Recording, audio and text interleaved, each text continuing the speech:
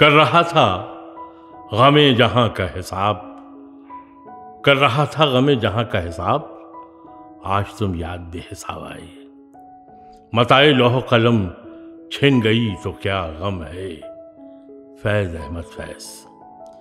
20वीं सदी में अल्लामा इकबाल के बाद जिस उर्दू शायर ने आलमगीर शोहरत हासिल की वो फैज़ अहमद फैज़ हैं, जिनकी तख्लीकी, तनकीदी और नज़रियाती बरतरी ने उर्दू अदब को नए आसमान और नई बुलंदियों से रोशनास कराया।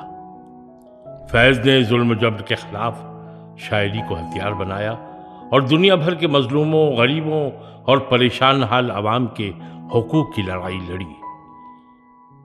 वो एक दर्दमंद और इंसान दोस्त शायर थे। वो एक इनकलाबी शायर ही नहीं बल्कि बच्चों के महबूब शायर भी थे। फैज़ की शायरी के जरिए बच्चों में मोहब्बत, इंसानियत, जिंदगी को परखने का तजर्बा, इंसाफ, कौमी यकजहती जैसे एहसासात को सिर्फ उजागर ही नहीं किया जा सकता बल्कि बच्चों की अखलाकी और जहनी नशोनुमा बेहतर अंदाज में की जा सकती है। फैज़ की कई नज़में बच्चों में फितरत से मोहब्बत करना सिखाती हैं। फैज़ ने गवर्नमेंट कॉलेज लाहौर से अंग्रेज़ी अदब में एमए किया। पेशे के लिहाज से वो एक उस्ताद, सहाफ़ी और सफ़ीर थे। वो कम्युनिस्ट पार्टी और तरक्की पसंद तहरीक से वाबस्ता थे। फैज़ 13 फरवरी 1911 को सियालकोट, पंजाब के एक छोटे से कस्बे काला कादिर में पैदा हुए। उनके वालिद का नाम चौधरी सुल्तान मोहम्मद खां और वालिदा का नाम सुल्तान फातिमा था। फैज़ अपने बड़े भाई तुफ़ैल अहमद खां से 3 साल छोटे थे। उनके वालिदैन तालीम याफ्ता थे। ख़ास तौर पर उनकी वालिदा की तहरीर दीदा ज़ैब थी और वह एक नेक दिल तहज्जुद गुजार खातून थी। फैज़ बचपन ही से बड़ी प्यारी शख्सियत के मालिक थे। सुर्ख और सफ़ेद रंगत और भोला भाला संजीदा चेहरा। जब वो 4-5 साल के हुए तो तालीम की इब्तिदा कुरान शरीफ के हिफ्ज़ करने से हुई। हिफ्ज़ के साथ साथ उन्हें क़राअत की तरबियत भी दी गई और फैज़ ने 3 पारे माशाअल्लाह हिफ्ज़ कर लिए। उनके वालिद साहब जिस वक्त अंजुमन इस्लामिया सियालकोट के सदर थे, इस दौरान एक अजलास की इब्तिदा में फैज़ को क़राअत के लिए बुलाया गया और फैज़ ने बड़ी खुशरहानी से तिलावत की। फैज़ की देखभाल के लिए जो मुलाजिमा थी वो रोज़ाना फैज़ को कहानियाँ सुनाती, बादशाहों और डाकुओं की कहानियाँ। फैज़ बड़ी दिलचस्पी से सुनते। उन्हें बचपन ही से साफ सुथरा रहने का शौक़ था। अपने हम उम्रों के साथ कभी गली कूचों में खेलते नहीं देखा। फैज़ ने उर्दू फ़ारसी की इब्तिदाई तालीम घर पर मास्टर अता अहमद से हासिल की। वो बड़े ज़हीन थे और जल्द ही ये दोनों ज़बानें सीख लीं। उनका दाखिला अंजुमन इस्लामिया के स्कूल में हुआ। वहाँ ज़्यादातर गरीब बच्चे पढ़ते थे। साफ़ सुथरे फैज़ को मैले कुचेले कपड़ों में वो बच्चे कुछ अजीब लगते थे, लेकिन वो स्कूल जाने की खुशी में सारी बातें भूल जाते। कई रोज़ बच्चे हलीम तबा फैज़ को छेड़ते और चिढ़ाते रहते। साथ ही उन्होंने ये भी महसूस किया कि स्कूल के असातिज़ा के मुकाबले वो उर्दू और फ़ारसी अच्छी जानते हैं, लेकिन उन्हें कभी किसी से कोई शिकायत नहीं थी। जब बच्चों ने उन्हें ज़्यादा परेशान किया तो उन्होंने इस स्कूल को छोड़ने का फ़ैसला किया। उनके वालिद ने फैज़ को स्कॉच मिशन स्कूल सियालकोट में दाखिल करा दिया। इस स्कूल में बहैसियत उस्ताद मौलवी इब्राहिम सियालकोटी और अल्लामा इकबाल के उस्ताद मौलवी सैयद मीर हसन भी पढ़ाते थे। स्कॉच मिशन स्कूल इन्हें खूब भाया। यहाँ के उस्ताद बड़ी लगन से पढ़ाते थे। अब फैज़ पढ़ाई के साथ साथ खेलों में भी हिस्सा लेने लगे। वो तबन शर्मीले थे और अपने साथियों के साथ बड़ी इनकसारी से पेश आते थे। कभी किसी के साथ झगड़ा या बुरा सलूक नहीं रखा। कभी भी बच्चों के साथ पतंग उड़ाते और गोलियां खेलने में दिलचस्पी नहीं ली। वो सिर्फ स्कूल में क्रिकेट, फुटबॉल और दूसरे खेलों में हिस्सा लेते रहे। उनमें एक और ख़ास बात थी, वो कभी किसी से शिकायत नहीं करते थे और किसी से तकलीफ पहुंचती तो खामोश हो जाते।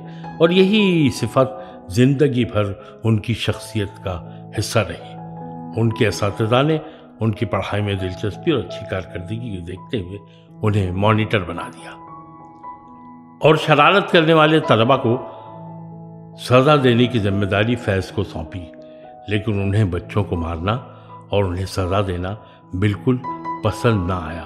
लिहाजा उन्होंने किसी और तालिब इल्म को मॉनिटर बनाने के लिए कहा। घर पर फैज़ सुबह सवेरे अपने वालिद के साथ नमाज फजर के लिए बेदार होते और खुशी खुशी मस्जिद जाते।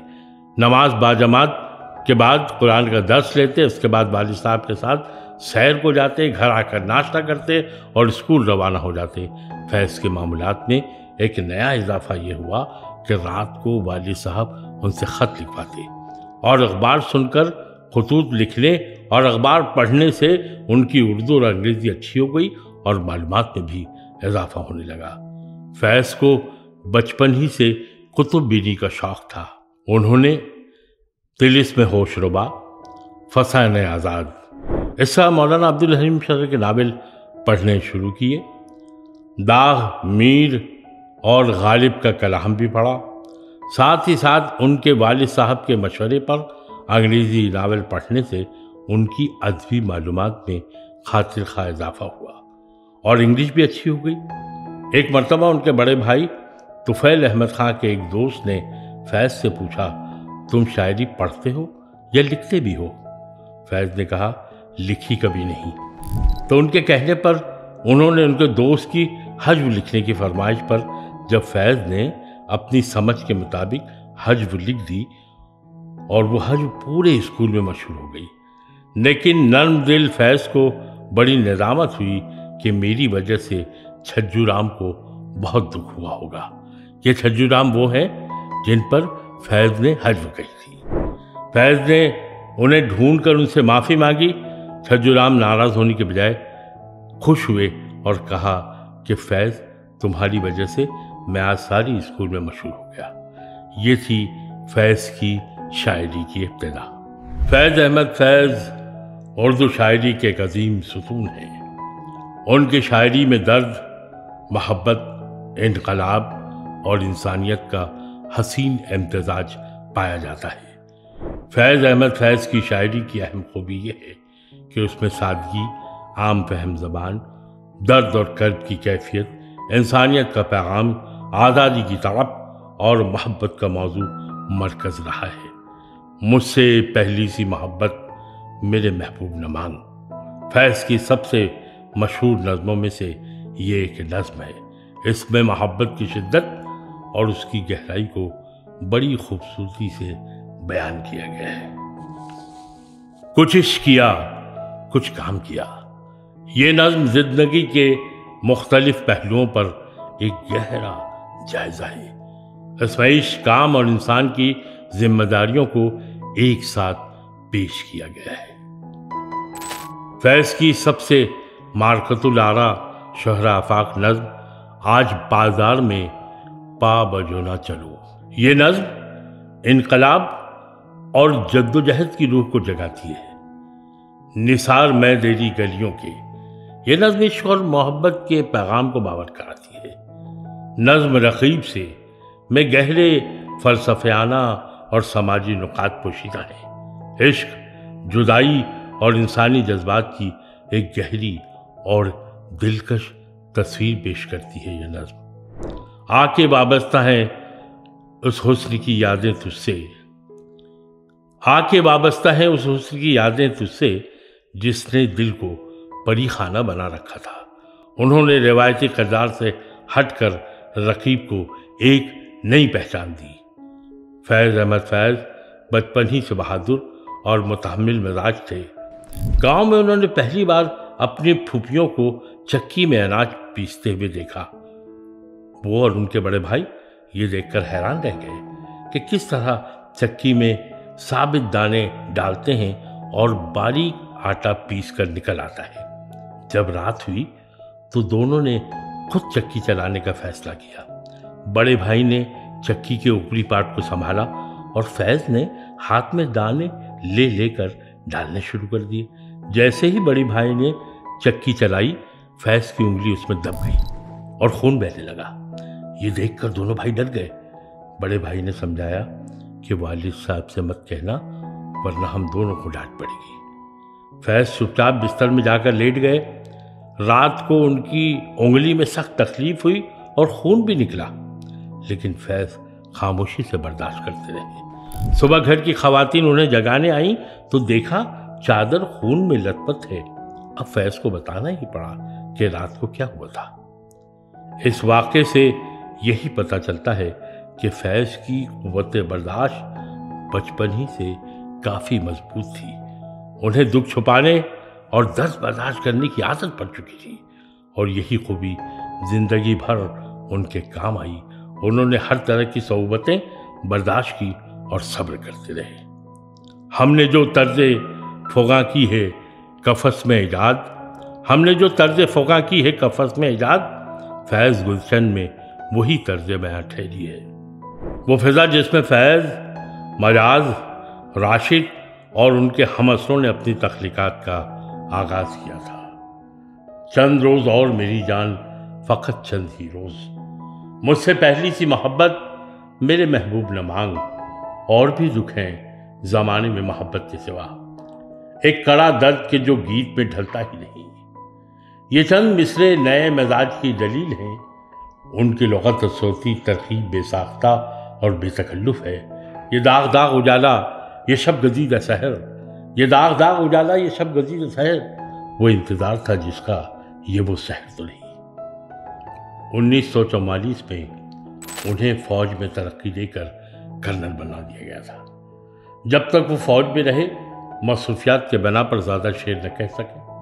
उस दौर में सिर्फ मेरे हमदम मेरे दोस्त और सियासी लीडर के नाम जैसी नज़में उनकी मशहूर नज़में हैं।